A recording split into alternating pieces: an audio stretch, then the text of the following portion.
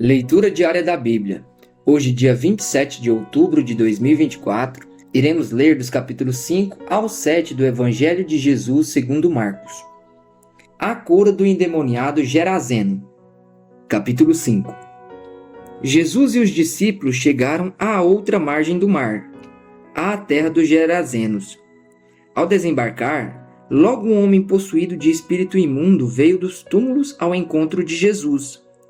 Esse homem vivia nos túmulos, e ninguém podia prendê-lo, nem mesmo com correntes, porque tendo sido muitas vezes preso com correntes e cadeias, as cadeias foram quebradas por ele e as correntes foram despedaçadas.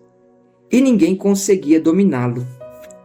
Andava sempre de noite e de dia, gritando por entre os túmulos e pelos montes, ferindo-se com pedras.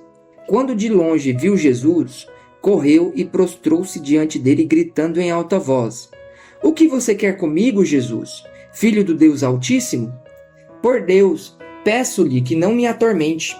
Ele disse isto porque Jesus tinha dito a ele: "Espírito imundo, saia desse homem." Então Jesus lhe perguntou: "Qual é o seu nome?" Ele respondeu: "Legião é o meu nome, porque somos muitos." E pediu-lhe com insistência que não os mandasse para fora do país. Ora, uma grande manada de porcos estava pastando ali pelo monte, e os espíritos imundos pediram a Jesus: "Mande-nos para os porcos, para que entremos neles." E Jesus o permitiu. Então, saindo os espíritos imundos, entraram nos porcos, e a manada, que era cerca de 2.000, precipitou-se despenhadeiro abaixo, para dentro do mar, onde se afogaram. Os que tratavam os porcos fugiram e foram anunciá-lo na cidade e pelos campos. Então o povo saiu para ver o que tinha acontecido. Aproximando-se de Jesus, viram o endemoniado, o que antes estava dominado pela legião, assentado, vestido em perfeito juízo, e temeram. Os que haviam presenciado os fatos contaram-lhes o que tinha acontecido ao endemoniado e também falaram a respeito dos porcos.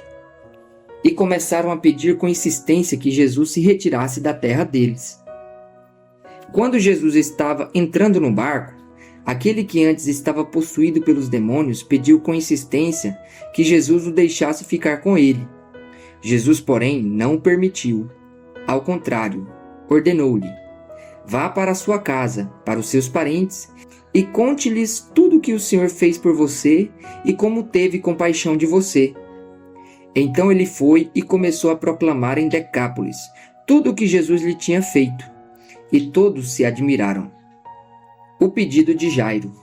Tendo Jesus voltado de barco para o outro lado, reuniu-se em volta dele uma grande multidão, e ele estava junto do mar. Então chegou um dos chefes da sinagoga, chamado Jairo, e vendo-o, prostrou-se aos pés de Jesus e lhe pediu com insistência: "Minha filhinha está morrendo.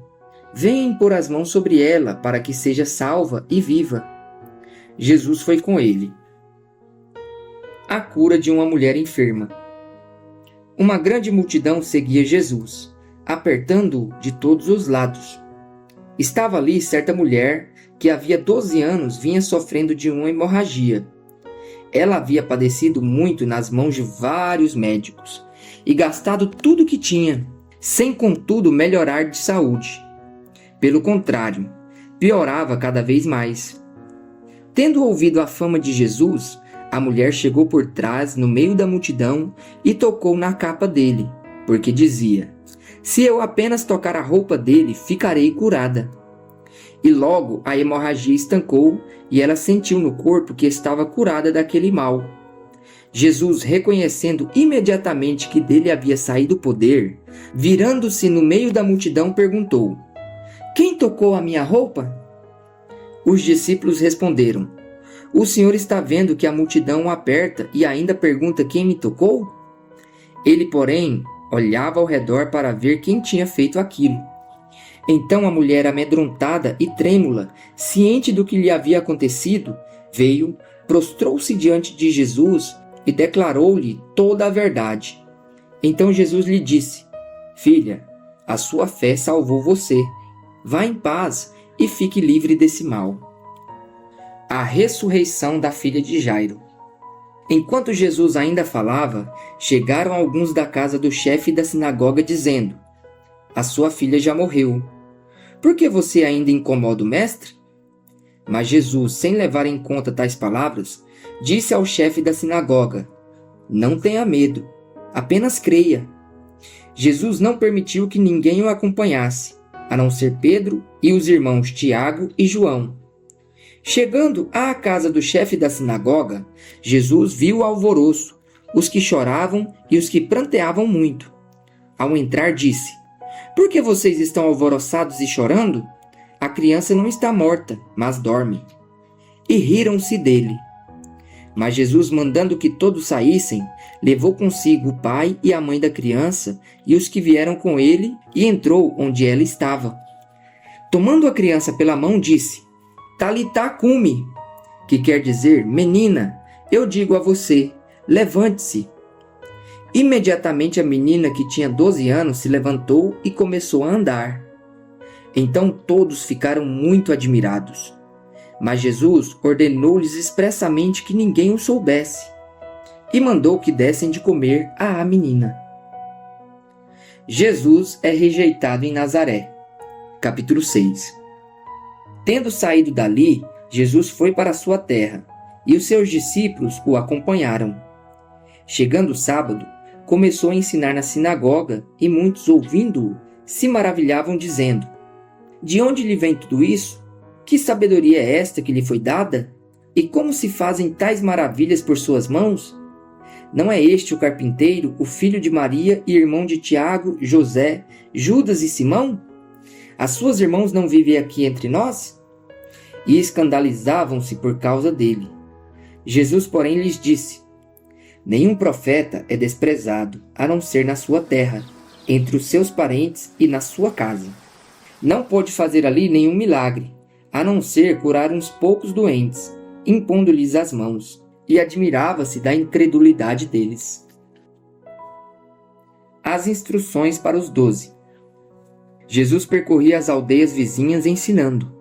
Chamou os 12 e passou a enviá-los de 2 em 2, dando-lhes autoridades sobre os espíritos imundos.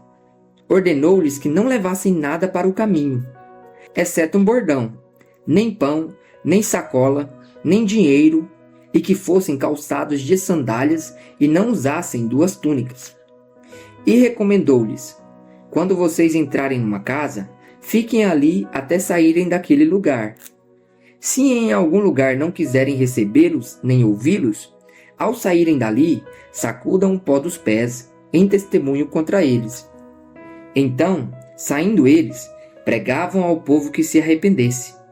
Expulsavam muitos demônios e curavam numerosos enfermos, ungindo-os com óleo. A morte de João Batista. Isto chegou aos ouvidos do rei Herodes, porque o nome de Jesus havia se tornado conhecido. E alguns diziam: "João Batista ressuscitou dentre os mortos, e por isso forças miraculosas operam nele." Outros diziam: "É Elias." Ainda outros diziam: "É profeta como um dos antigos profetas." Herodes, porém, ouvindo isto, disse: "É João, a quem eu mandei decapitar, que ressuscitou." Porque o próprio Herodes havia mandado prender João e amarrá-lo na prisão por causa de Herodias, mulher do seu irmão Filipe, com o qual Herodes havia casado. Pois João lhe dizia: "Você não tem o direito de viver com a mulher do seu irmão." Herodias odiava João Batista e queria matá-lo, mas não conseguia fazer isso, porque Herodes temia João, sabendo que era homem justo e santo, e o mantinha em segurança. E quando o ouviu, ficava perplexo, embora gostasse de escutá-lo. Chegando uma ocasião favorável em que Herodes, no dia do seu aniversário, deu um banquete às autoridades, aos oficiais militares e às pessoas importantes da Galiléia, a filha de Herodias entrou no salão e, dançando, agradou a Herodes e aos seus convidados. Então o rei disse à jovem: "Peça o que quiser e eu lhe darei." E fez este juramento: "O que você me pedir, eu lhe darei, mesmo que seja a metade do meu reino." ela saiu e foi perguntar à mãe: "O que pedirei?" A mãe respondeu: "A cabeça de João Batista." No mesmo instante, voltando apressadamente para junto do rei, disse: "Quero que sem demora o senhor me dê num prato a cabeça de João Batista." O rei ficou muito triste, mas por causa do juramento e dos que estavam com ele à mesa, não quis negar o pedido da jovem. E enviando logo o executor, mandou que lhe trouxessem a cabeça de João. Ele foi e o decapitou na prisão, e trazendo a cabeça num prato, a entregou à jovem, e esta, por sua vez, a entregou à sua mãe. Os discípulos de João, logo que souberam disto, vieram, levaram o corpo dele e o colocaram num túmulo. A primeira multiplicação de pães e peixes. Os apóstolos voltaram à presença de Jesus e lhe relataram tudo o que tinham feito e ensinado. E ele lhes disse: "Venham repousar um pouco, à parte, num lugar deserto." Isto porque eles não tinham tempo nem para comer, visto serem muitos os que iam e vinham. Então foram de barco para um lugar deserto, à parte. Muitos, porém, os viram sair e, reconhecendo-os, correram para lá, a pé, de todas as cidades, e chegaram antes deles. Ao desembarcar, Jesus viu uma grande multidão e compadeceu-se dela, porque eram como ovelhas que não têm pastor, e começou a ensinar-lhes muitas coisas. Como já era bastante tarde, os discípulos se aproximaram de Jesus e disseram: "Este lugar é deserto, e já é bastante tarde.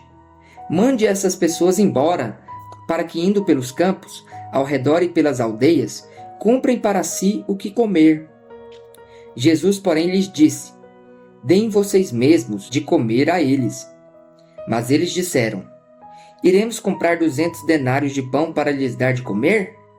E Jesus lhes disse: "Quantos pães vocês têm? Tratem de descobrir." Eles foram se informar e responderam: 5 pães e 2 peixes. Então Jesus lhes ordenou que todos se assentassem em grupos, sobre a relva verde. E eles o fizeram, repartindo-se em grupos de 100 e de 50. Jesus, pegando os 5 pães e os 2 peixes, erguendo os olhos para o céu, os abençoou. Depois partiu os pães e os deu aos seus discípulos para que os distribuíssem. E também repartiu os 2 peixes entre todos. Todos comeram e se fartaram, e ainda recolheram 12 cestos cheios de pedaços de pão e de peixe. Os que comeram os pães eram 5.000 homens. Jesus anda sobre o mar. Logo a seguir, Jesus fez com que os seus discípulos entrassem no barco e fossem adiante dele para o outro lado, para Betsaida, enquanto ele despedia a multidão. E tendo-os despedido, ele subiu ao monte para orar. Ao cair da tarde, o barco estava no meio do mar e Jesus estava sozinho em terra. De madrugada, vendo que os discípulos remavam com dificuldade, porque o vento lhes era contrário, Jesus foi até onde eles estavam, andando sobre o mar, e queria passar adiante deles. Eles, porém, vendo-o andar sobre o mar, pensaram tratar-se de um fantasma e gritaram, pois todos viram Jesus e ficaram apavorados. Mas Jesus imediatamente falou com eles e disse: "Coragem, sou eu, não tenham medo."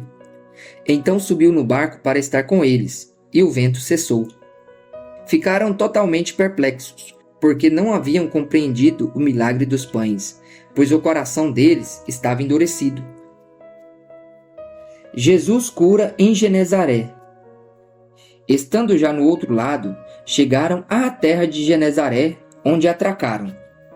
Saindo eles do barco, o povo logo reconheceu Jesus. E eles, percorrendo toda aquela região, começaram a trazer em leitos os enfermos e os levavam para onde ouviam que ele estava. Onde quer que ele entrasse, nas aldeias, cidades ou campos, punham os enfermos nas praças, pedindo-lhe que os deixasse tocar ao menos na borda de sua roupa. E todos os que tocavam nela ficavam curados. Jesus e a tradição dos anciãos. Capítulo 7. Os fariseus e alguns escribas vindo de Jerusalém reuniram-se em volta de Jesus. Eles viram que alguns dos discípulos de Jesus comiam pão com as mãos impuras, isto é, sem lavar. Porque os fariseus e todos os judeus, observando a tradição dos anciãos, não comem sem lavar cuidadosamente as mãos. Quando voltam da praça, não comem sem se lavar.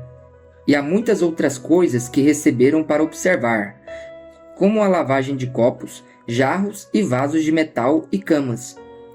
Os fariseus e os escribas perguntaram a Jesus: por que os seus discípulos não vivem conforme a tradição dos anciãos, mas comem com as mãos impuras? Jesus respondeu: bem profetizou Isaías a respeito de vocês, hipócritas, como está escrito: este povo me honra com os lábios, mas o seu coração está longe de mim. Em vão me adoram, ensinando doutrinas que são preceitos humanos. Rejeitando o mandamento de Deus, vocês guardam a tradição humana. E disse-lhes ainda: vocês sempre encontram uma maneira de rejeitar o mandamento de Deus para guardarem a própria tradição. Pois Moisés disse: honre o seu pai e a sua mãe, e quem maldisser o seu pai ou a sua mãe, seja punido de morte. Vocês, porém, dizem que se alguém disser ao seu pai ou à sua mãe: a ajuda que você poderia receber de mim é corbã, isto é, oferta ao Senhor. Então vocês o dispensam de fazer qualquer coisa em favor de seu pai ou da sua mãe, invalidando a palavra de Deus por meio da tradição que vocês mesmos passam de pai para filho. E fazem muitas outras coisas semelhantes. E convocando outra vez a multidão, Jesus disse: escutem todos e entendam. Não existe nada fora da pessoa que, entrando nela, possa contaminá-la. Mas o que sai da pessoa é o que a contamina. Se alguém tem ouvidos para ouvir, ouça. Quando entrou em casa, deixando a multidão, os seus discípulos o interrogaram a respeito da parábola. Jesus lhes disse: então vocês também não entendem? Não compreendem que tudo que está fora da pessoa, entrando nela, não o pode contaminar? Porque não entra no coração dela, mas no estômago, e depois é eliminado? E assim Jesus considerou puros todos os alimentos, e dizia: o que sai da pessoa, isso é o que a contamina. Porque de dentro do coração das pessoas é que procedem os maus pensamentos, as imoralidades sexuais, os furtos, os homicídios, os adultérios, a avareza, as maldades, o engano, a libertinagem, a inveja, a blasfêmia, o orgulho, a falta de juízo. Todos estes males vêm de dentro e contaminam a pessoa. A mulher Ciro-fenícia. Levantando-se Jesus, saiu dali e foi para as terras de Tiro e Sidom. Tendo entrado numa casa, não queria que ninguém soubesse onde ele estava. No entanto, não pôde ocultar-se, porque uma mulher cuja filhinha estava possuída de espírito imundo, logo ouviu falar a respeito de Jesus. Ela veio e se ajoelhou aos pés dele. Essa mulher era estrangeira, de origem Ciro-fenícia, e pedia a Jesus que expulsasse o demônio da sua filha. Mas Jesus lhe disse: deixe primeiro que os filhos se fartem, porque não é correto pegar o pão dos filhos e jogá-lo aos cachorrinhos. A mulher respondeu a ele: Senhor, os cachorrinhos debaixo da mesa comem das migalhas das crianças.